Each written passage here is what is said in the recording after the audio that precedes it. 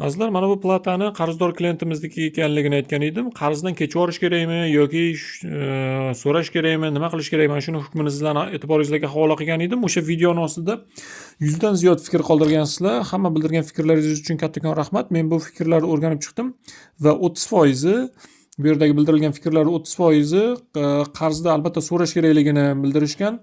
Ba'zi fikrlar juda ham o'ylantirib qo'ydi. Masalan, agar hozir so'ramasangiz, u holda keyin boshqalarga ham shunaqa qila boshlaydi degan,